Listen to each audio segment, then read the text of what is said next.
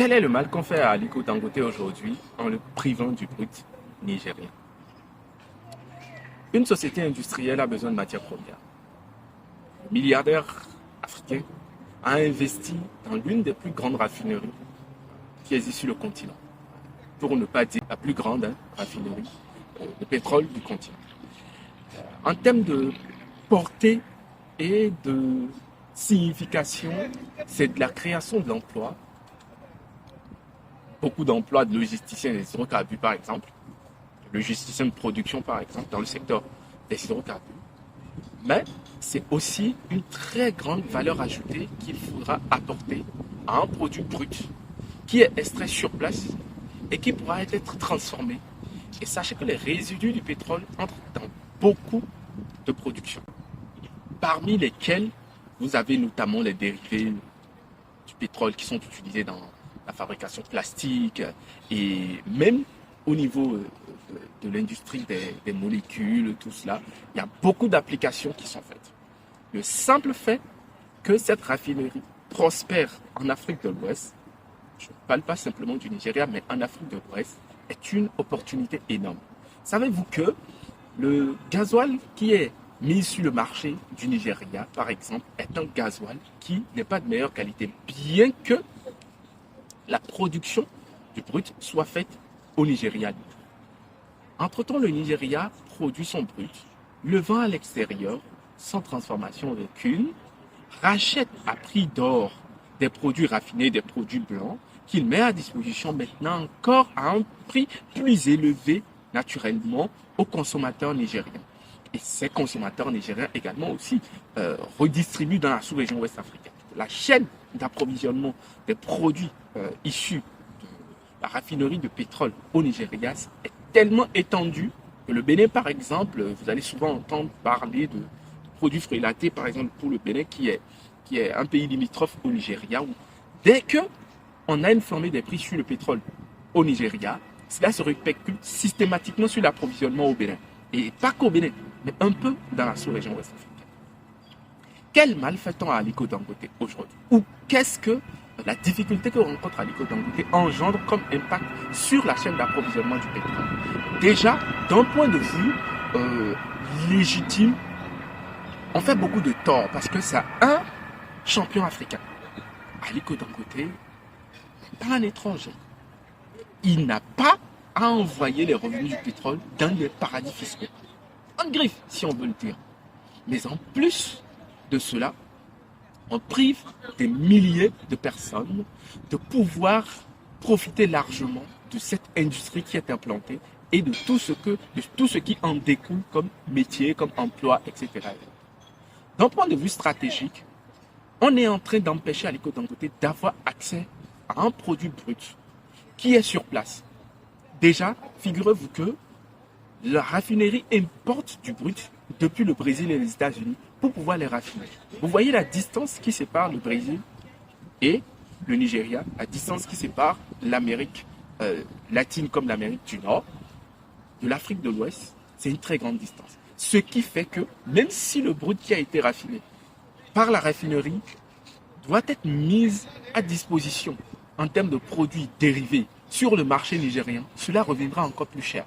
On empêche ainsi ce champion africain-là de mettre à disposition un produit et d'être compétitif sur le marché du Nigeria. Si le produit mis à disposition doit coûter cher, à quoi bon si nous détenons nous-mêmes du brut que nous pourrions revaloriser? L'ambition d'Aliko Dangote, c'est de faire en sorte que les produits issus du raffinage du pétrole brut du Nigeria soient à un coût très faible, accessible à tout le monde dans la sous-région ouest africaine, pas qu'au Nigeria. Mais si on l'empêche aujourd'hui d'avoir accès à ce brut-là, comment est-ce que l'on peut drastiquement réduire l'accès à l'énergie dans l'Afrique de l'Ouest? Tout le monde ne voit pas la portée que représentent les handicaps qu'on est en train d'imposer à ce géant-là aujourd'hui. L'accès à l'énergie est un problème. Nous sommes dans des pays en Afrique de l'Ouest où on n'a pas accès à de l'énergie. On n'a pas accès à des carburants de qualité. On ne peut pas développer des industries si on n'a pas de l'énergie à un coût accessible, à un coût faible. Parce que l'un des facteurs essentiels de production, c'est l'énergie. L'un des facteurs primordiaux de la production, c'est l'énergie. Sans énergie, on ne peut rien. Et l'énergie fossile, qui est représentée par le pétrole aujourd'hui, reste une des énergies les plus utilisées, largement utilisées dans nos pays en Afrique et partout ailleurs dans le monde. Même si on assiste aujourd'hui à une transition énergétique, on reste et on demeure dans l'utilisation de l'énergie fossile, c'est-à-dire du pétrole. Mais nous n'avons aucunement des industries capables de raffiner cette énergie-là et de le mettre à disposition sous plusieurs formes, l'essence, le gasoil, le fuel, pour le kérosène, même si vous voulez, pour plusieurs entreprises qui pourraient émerger tout simplement et être prospères dans plusieurs domaines. La problématique est telle que nous sommes en train de vouloir rester confinés encore pendant 400 ans sur une question de sous-développement. Qu'est-ce qu'il faut faire vis-à-vis de ça? Pourquoi est-ce qu'on ne permettrait pas au Nigeria de pouvoir prospérer tout simplement à travers cette raffinerie-là? L'enjeu est de taille. On a entendu dire beaucoup de choses qui montrent que les personnes qui sont dans l'administration du pétrole au Nigeria se présentent comme les premières à mettre les bâtons dans les roues aux géants nigériens que représente Aliko Dangote. C'est un peu dommage. Cependant, nous rêvons quand même que cette situation-là puisse être totalement résolue, que le président Bola Tinubu, qui jusqu'à présent n'a pas encore pris la parole officiellement dans cette affaire-là, et nous espérons qu'il prendra évidemment la parole et permettra, en termes de facilité, à la raffinerie d'Aliko Dangote de pouvoir concrétiser ses ambitions. On attaque la raffinerie sur le plan de la qualité du produit que la raffinerie met à disposition. C'est assez écœurant de voir que l'on puisse dépenser plus de 20 milliards de dollars pour installer une raffinerie et que quelques centaines de milliers de dollars qui pourraient servir à avoir des certifications et à avoir des autorisations serait ce qui va manquer. On accuse l'industrie d'Aliko Dangote de falsifier des certificats sur l'autorisation tout simplement de la qualité de son produit, notamment le gasoil. C'est sur le gasoil qu'on est en train de l'incriminer sur ce volet d'incrimination.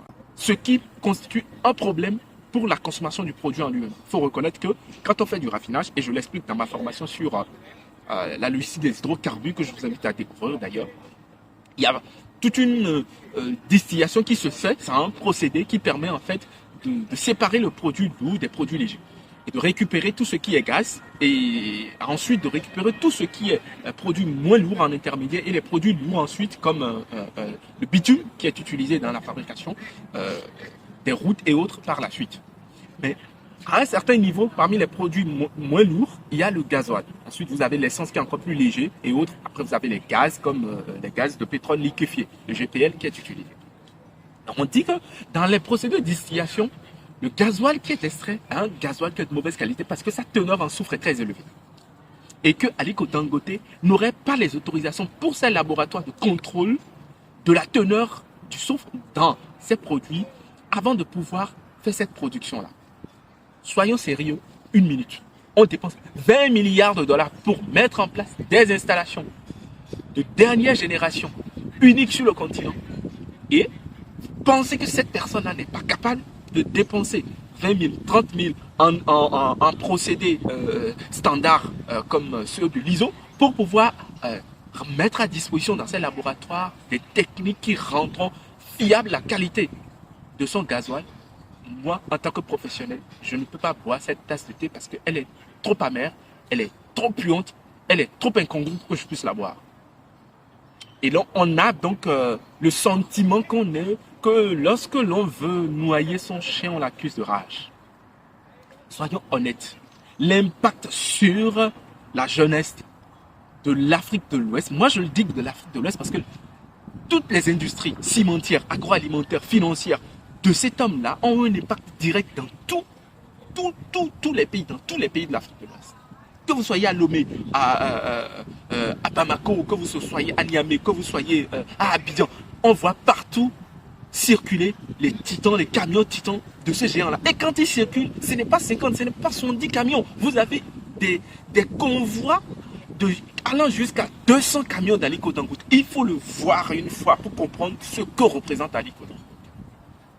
Et aujourd'hui, ce qu'il a pu faire dans le secteur du ciment, pour casser le monopole des firmes industrielles comme Heidelberg, comme Lafarge, comme Holcim aujourd'hui, on est en train de vouloir l'empêcher de faire ce que Total n'a pas pu faire en Afrique de l'Ouest, ce que Shell n'a pas pu faire en Afrique de l'Ouest, ce que ExxonMobil n'ont pas pu faire en Afrique de l'Ouest et que Dangote a décidé de faire aujourd'hui en Afrique de l'Ouest.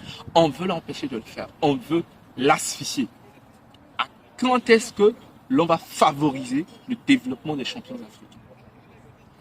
Si je m'interpelle sur cette vidéo aujourd'hui, c'est parce que moi, ça me touche personnellement sur le volet emploi et sur le volet business, sur le volet opportunité, sur le volet maturité des affaires en Afrique.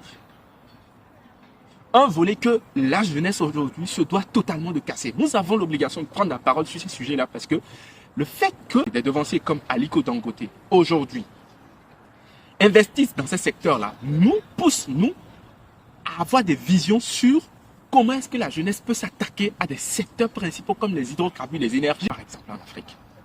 Parce qu'on voit très peu de jeunes dans ce secteur-là. On voit très peu d'ambition, de prospérité tenue par des sociétés africaines dans ces secteurs-là. Aliko Dangote n'a pas été accompagné dans la mise en place de cette firme-là.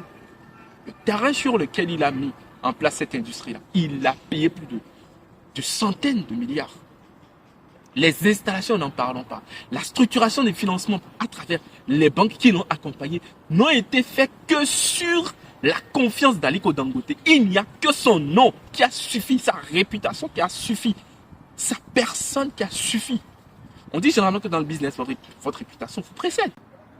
Aujourd'hui, le Gabon tend la main à Aliko Dangote. Il y a quelques heures de cela, il était tout simplement à Libreville pour rencontrer le président actuel du Gabon, avec lequel il discute des sujets sur les énergies, notamment l'exploitation du pétrole. Figurez-vous que bientôt, d'autres raffineries vont sortir de terre au Gabon, mais aussi des industries sur les fertilisants pour permettre de booster le secteur de l'agriculture.